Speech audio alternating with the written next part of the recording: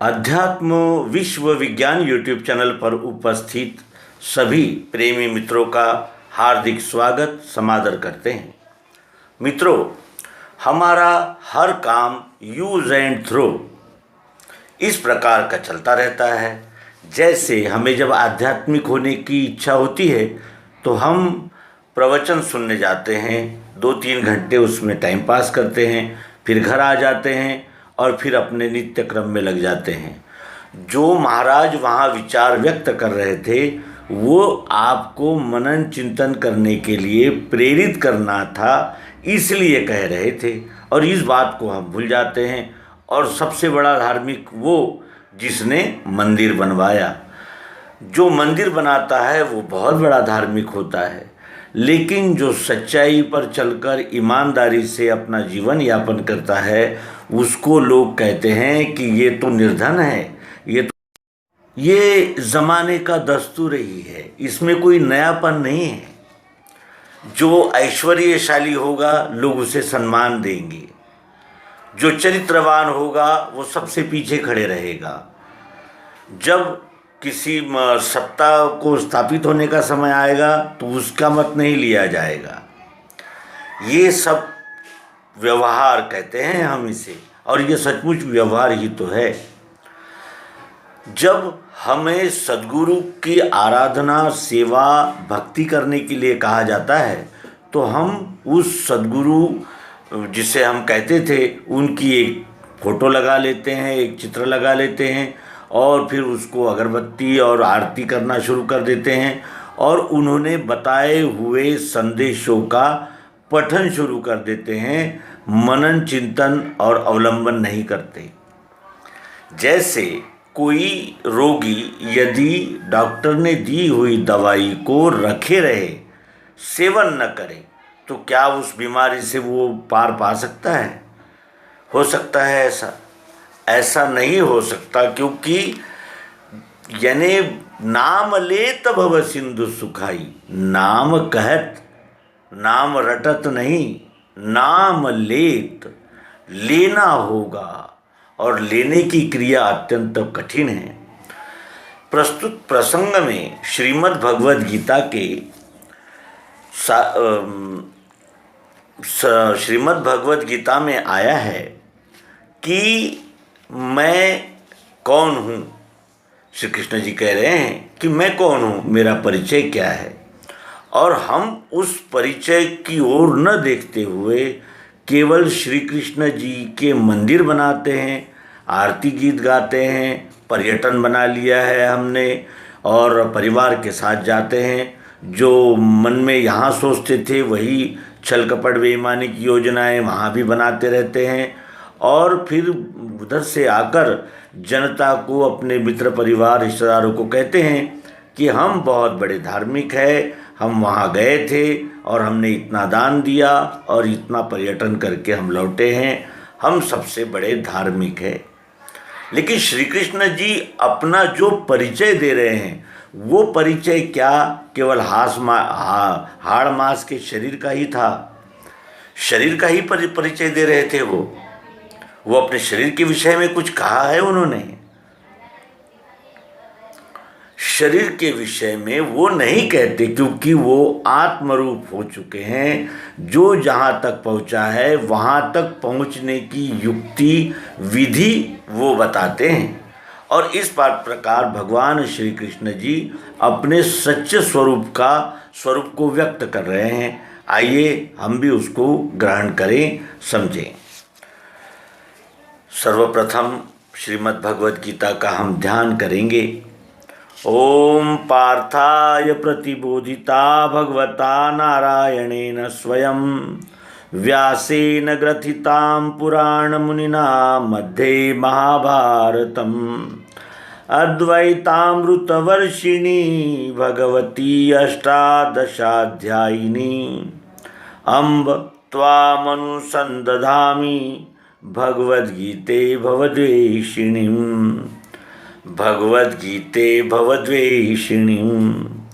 नारायण भगवान ने स्वमुख से जो पार्थ से है कही, जिसको भारत में सुछंद रच के श्री व्यास जी ने गही। सद्बोधामृत वर्षिणी भगवती अष्टादशाध्यायिनी, हो मेरा निज इष्ट मातु भगवद्गीते भवद्वेषिणी, भगवद्गीते भवद्वेषिणी। श्रीमद् भगवद गीता के 9वें अध्याय में भगवान श्री कृष्ण जी कहते हैं कि मैं हिमालय हूँ, मैं गंगा हूँ, मैं मुनियों में व्यास हूँ, मैं धनुर्धारियों में अर्जुन हूँ। मैं का ही उल्लेख है। मैं जलचरों में मगर हूँ। मेरी श्रेष्ठ विभूतियाँ क्या है, इसके विषय में भगवान श्री कृष्ण जी स्वयं बता रहे हैं। वो क्या कहते हैं कि मेरी अध्यक्षता से ही प्रकृति मेरी अध्यक्षता से ही रचे प्रकृति विश्वये, इसी कारण कौन्तेय फिरता है विश्व चक्र में। मेरी अध्यक्षता से ये प्रकृति विश्व की रचना करती है। मेरी अध्यक्षता से, यानी मैं उसका मूल स्तंभ हूँ। मेरे ही आधार से ये साकार निराकार जो कुछ भी हम विभाजन करते हैं वो एक वस्तु के आधार से ही है। वस्तु है तो सब है, वस्तु नहीं तो कुछ भी नहीं, क्योंकि वस्तु को जानने के लिए ही त्रिपुटी में उसका विश्लेषण और उसका विभाजन करके जाना जाता है। जानने के लिए वस्तु तो एक संग है। वस्तु का परिचय ही तो त्रिपुटी से होता है, और हर वस्तु त्रिपुटी में ही होती है। तो मेरी अध्यक्षता से, यानी पुरुषोत्तम परमात्मा की अध्यक्षता से ये प्रकृति विश्व की रचना करती है। प्रकृति क्या है? पृथ्वी जल अग्नि वायु आकाश मन धी और अहंकार, यही मेरे प्रकृति के 8 अंग है। पृथ्वी जल अग्नि वायु आकाश, ये 5 महाभूत, और मन धी अहंकार, मन अर्थात रजोगुण, धी अर्थात सतोगुण, और अहंकार अर्थात तमोगुण। इस प्रकार ये प्रकृति होती है। तो मेरे आधार से ये प्रकृति विश्व की रचना करती है। मैं का परिचय दे रहे हैं, और वो वास्तव में वो कह रहे हैं कि मय्याध्यक्षेण प्रकृति ही सूयते सचराचरम, हेतुनानेन कौन्तेय जगद्वि परिवर्तते। इस प्रकार वो कह रहे हैं कि मैं कौन हूँ, और साथ ही वो ये भी उसके साथ साथ कहते हैं कि मनुष्य देह लेने से मूढ़ माने नहीं मुझे, स्वामी भूतन का मेरा श्रेष्ठ भाव नहीं लखे। मैं इन भूत मात्र का, यानी जीव मात्र का स्वामी हूँ। ये मेरा श्रेष्ठ भाव वो नहीं देखते। वो कहते हैं कि मनुष्य शरीर में आया है तो हम जैसा ही है, और सब मनुष्य शरीर लेकर ही तो आते हैं, लेकिन मनुष्य देह लेने से मूढ़ माने नहीं मुझे, स्वामी भूतन का मेरा श्रेष्ठ भाव नहीं लगे। अब वो ईश्वर को कौन जानता है, इसके विषय में भी वो कहते हैं कि दैवी स्वभाव वाले जो महात्मा पार्थ वे मुझे अनन्य भाव से सेवे आदि अव्यय जान के। जो दैवी स्वभाव वाले होते हैं वो महात्मा, वो महान आत्माएं जो दैवी स्वभाव वाली होती है, वे मुझे यानी विश्वरूप परमात्मा को अनन्य भाव से सेवे। अनन्याश्चिन्तयन्तो माम महात्मानस्तु माम पार्थ दैवीं प्रकृतिमाश्रिताः भजन्तनन्य मनसो ज्ञात्वा भूतादिमव्ययम्। अनन्य भाव से सेवे आदि अव्यय जान के। वे मुझे मेरी सेवा करते हैं अनन्य भाव से। कैसे? आदि अव्यय जान के। मेरी अध्यक्षता से रचे प्रकृति विश्व ये, इसी कारण कौन्तेय फिरता है विश्व चक्र में। और इसे कौन जानता है? तो दैवी स्वभाव वाले जो महात्मा पार्थ, वे मुझे अनन्य भाव से सेवे आदि अव्यय जान के। सब जगत का पिता माता धाता हूँ, धाता मैं हूँ पितामह, जानने योग्य ओंकार रुक साम यजुर्वेद में। भर्ता साक्षी गति स्वामी निवास आप्त भक्त का, मैं स्थिति लय उत्पत्ति निधान बीज अव्यय। मैं तपता हूँ करता हूँ गिराना जल रोकना, अमृत में मृत्यु भी मैं सतासत अर्जुन। सब जगत का पिता माता धाता मैं हूँ पितामह। सब जगत का कौन हूँ मैं? पिता हूँ, मैं पुरुषोत्तम परमात्मा हूँ, यह विश्वरूप मैं हूँ। और माता प्रकृति माता, विश्वरूप परमात्मा ने अक्षर गर्भ दिया इस प्रकृति माता की कोख में, गर्भ में। तो धाता यानी धारण करने वाला, धारण करने वाला भी मैं ही हूँ। अरे अर्जुन, मैं ही सब हूँ। केवल ये विश्लेषण करके तुझे समझाया जा रहा है, केवल मैं ही हूँ, मेरे बगैर यहाँ कोई कुछ है नहीं।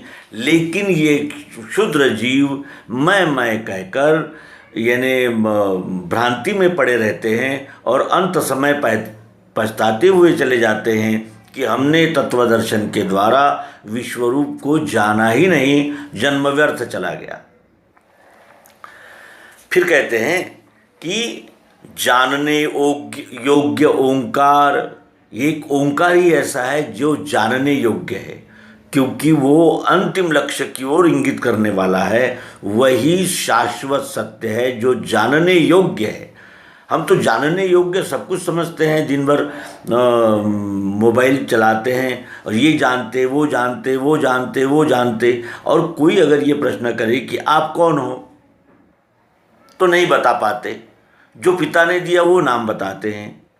अरे भाई, उसके पूर्व भी तो आपका अस्तित्व था, आप हो कौन, कहाँ से आए हो, किस लिए आए हो।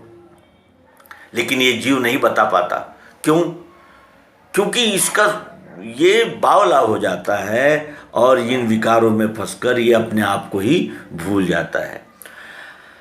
जानने योग्य ओंकार और रुक यजु साम यजुर्वेद में, ऋग्वेद सामवेद और यजुर्वेद मैं हूँ। अब ये ग्रंथ भी मैं हूँ। तो यहाँ वास्तविक अर्थ क्या है? इन वेदों में क्या लिखा है? इन वेदों में लिखा है कि सूर्य चंद्र मेरी आंखें हैं, यहाँ का पत्ता भी मेरी आज्ञा बगैर नहीं हिलता, ये मेरे स्वयंभू चक्र में कोई हाथ नहीं डाल सकता। ये लिखा है इन वेदों में। तो यहाँ भगवान कहते हैं कि ऋक् साम यजुर्वेद में, ये तीनों वेद ऋग्वेद सामवेद और यजुर्वेद मैं हूँ। क्यों? क्योंकि मेरा परिचय दिया गया है, मेरे विषय में बताया गया है। वहाँ भर्ता यानी इस विश्व का भरण पोषण करने वाला, साक्षी सब कुछ करते हुए भी न मा लिम्पन्ति कर्माणि न मे कर्म फले स्पृहा। ये परमात्मा कैसा है? सब कुछ वही कर रहा है, लेकिन सब कुछ करके भी वो करता है, वो कुछ भी नहीं करता। सब जीव ही करता है, करना भरना ये जीव का स्वभाव है। परमात्मा जैसा था वैसा ही है और वैसा ही रहता है, उसमें तो कोई परिवर्तन होता ही नहीं। भर्ता साक्षी गति, ये जो सतत पल पल जो समय बढ़ रहा है, हम ही थे जो माता के गर्भ में सूक्ष्म रूप में थे, आज प्रकट रूप में व्यक्त रूप में इतने बड़े हैं और एक दिन इसका भी रूपांतरण हो जाएगा। ये गति भी मैं ही हूँ अर्जुन। भर्ता साक्षी गति स्वामी, मैं ही मालक हूँ। मेरे हुक्म के विरोध में कोई चल ही नहीं सकता, और मेरे कानून अटल है, उन कानूनों से कोई बच नहीं सकता, चाहे वो कितना ही बड़ा महंत हो, संत हो, कोई भी हो, क्योंकि सब मुझसे ही हुए हैं। ममे वांशो जीवलोके जीवभूता सनातना, मेरा ही अंश है ये सब कुछ। लेकिन ये सनातन सिद्धांतों को लोग न जानते हुए कहते हैं कि मैं जन्म लेता हूँ और मृत्यु होती है, शरीर को ही अपना संपूर्ण स्वरूप मान लेते हैं। जैसे प्लास्टिक ने धारण किया हुआ ये स्वरूप है जिसे पेन नाम है। पेन तो टूट फूट सकता है, लेकिन प्लास्टिक नहीं टूट फूट सकता, वो जैसा है वैसे ही रहेगा, क्योंकि वो रॉ मटेरियल है और रॉ का कभी नाश नहीं होता। मिठास ने ही शक्कर का आकार धारण किया है, शक्कर से मिठास अलग हो ही नहीं सकती। इस चश्मे से देखने का गुण ये अलग हो सकता है? नहीं हो सकता। यदि इसमें से इसको हमने प्रयत्नपूर्वक इस गुण को निकालने का भी प्रयास किया तो भी हो सकता है, क्योंकि कांच की फैक्ट्री कांच ले जाएगी, प्लास्टिक की फैक्ट्री प्लास्टिक ले जाएगी, धातु की फैक्ट्री धातु ले जाएगी, फिर नए रूप में आ जाएगी। तो इस तरह स्वामी निवास ईश्वरः सर्वभूतानां हृदयेषु तिष्ठति, ईश्वर सबके हृदय में बसा हुआ है, ये श्रीमद् भगवद गीता कहती है। और आप तो भक्त का, और जो मेरा भक्त है, जो अनन्यता पूर्वक इस विश्वरूप परमात्मा की सेवा में लग गया है, उसका मैं कौन हूँ? आप तो हूँ। उस पर आने वाली मुसीबतों पर मैं ध्यान देता हूँ, मैं उसकी मुसीबतों को दूर करता हूँ। और विश्वरूप परमात्मा की अनन्यता पूर्वक सेवा करने वाले पर तो जहाँ तक मुसीबतें आती ही नहीं, लेकिन कभी कोई आ भी जाती है तो उसकी सहायता के लिए कोई न कोई भेष बदल कर मैं हाजिर हो ही जाता हूँ। क्यों? क्योंकि वो अनन्यता पूर्वक विश्व सेवा में लग गया है। अब उसका व्यष्टि अहंकार लय को प्राप्त हुआ है। मैं स्थिति, लय, उत्पत्ति, मैं ही उत्पत्ति स्थिति लय हूँ। मैं स्वयं हूँ, मुझे किसी ने नहीं बनाया। इस विश्वरूप को किसने बनाया? मैंने सब कुछ बनाया, मुझे किसी ने नहीं बनाया। मैं स्वयं हूँ, स्वयं शासित हूँ, मुझ पर कोई शासन भी नहीं कर सकता। तो मैं स्थिति, लय, उत्पत्ति, निधान, इस विश्व का, यानी जिसे कहते हैं कि मूल हूँ मैं, मूल। जैसे प्लास्टिक ही इस वस्तु का मूल है, प्लास्टिक निकाल दी जाए वस्तु का अस्तित्व ही नहीं रहता। मैं निधान हूँ। और बीज अव्यय, मैं अव्यय बीज हूँ। अव्यय का अर्थ होता है जिसका कभी नाश नहीं होता, जिसमें कमी नहीं होती। बीज में से कुछ कमी होती है। एक पेड़ को हम एक बीज से लगाते, यानी ये प्लांटेशन करते हैं, उसके बाद वो बढ़ता है, फिर उसको फलाते हैं, फिर फल में बीज होता है।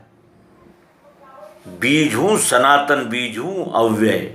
ये विश्वरूप परमात्मा के यानी भूमिका से वे कह रहे हैं। और फिर कहते हैं कि मैं तपता हूँ, करता हूँ गिराना जल रोकना। मैं ही तपता हूँ सूर्य बनकर, मैं ही बादल, यानी हवा के सहारे से बादलों में संरक्षित जल को बरसाता हूँ, और कभी कभी जल को रोकता हूँ। जैसे गर्मी के दिनों में मैं बरसात को रोक देता हूँ, क्योंकि यानी गर्मी का जो कर्तव्य है वो निपट जाए, तो फिर मैं यानी आवश्यकता के अनुसार मैं इस सृष्टि का संचालन करता हूँ। मैं परमात्मा हूँ। और अमृत में मैं अमृत भी हूँ।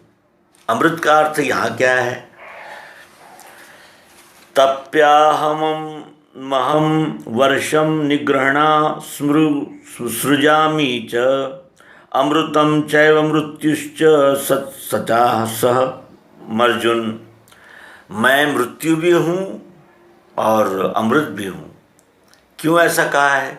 क्योंकि जब वो उत्पत्ति होती है तो वो कौन होता है? जन्मदाता होता है। फिर वो पालन पोषण करता है तो कौन होता है?